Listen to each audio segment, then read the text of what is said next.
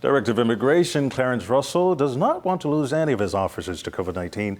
This concern comes as the Vice President of the union representing immigration officers has been critical of protocols in place to ensure officers' safety and lamented over access to personal protective equipment. The immigration director spoke with our Cleopatra Murphy earlier today. As frontline workers during the COVID-19 pandemic, Director of Immigration Clarence Russell says immigration officers no doubt face risks. However, despite suggestions from a Bahamas Customs, Immigration and Allied Workers Union representative that the union is prepared to take on industrial action over the lack of availability of personal protective equipment and other measures to protect officers, Russell says no one has the interest of immigration officers more at heart than he does. We were the first persons on the front line who actually had our officers issued with thermometers, that is infrared thermometers as well as handhelds.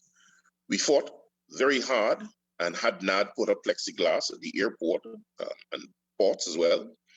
We fought very hard and got through the former Minister of Health, who was very helpful towards us, gloves, masks, shields for our officers. And today, practically every officer in the agency, particularly the frontline officers, are equipped with masks, their shields, gowns in some instances, and footwear. His comments come amid growing concern and increasing number of COVID-19 infections among frontline workers, including the nation's armed forces.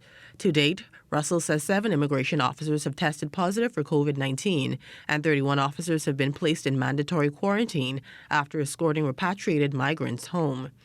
Russell says he has met with Union President Sloan Smith less than 2 weeks ago and arrived at a number of agreements.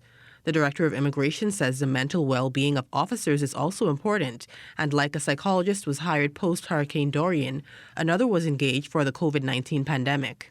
We rehired on retainer Dr. Gregory Swan, again, who is, as I indicated, a clinical psychologist. Dr. Swan has been working with all of my officers in Grand Bahama.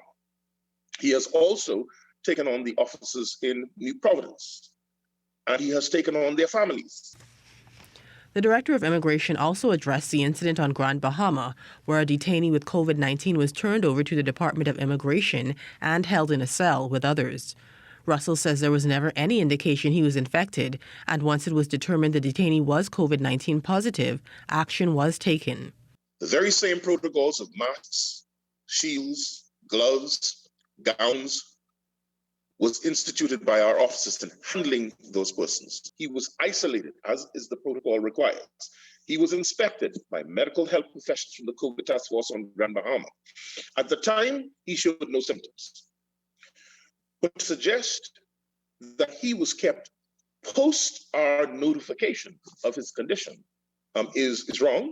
Russell says much is expected of immigration officers at this time, commended them as he says they have never been off duty during this pandemic.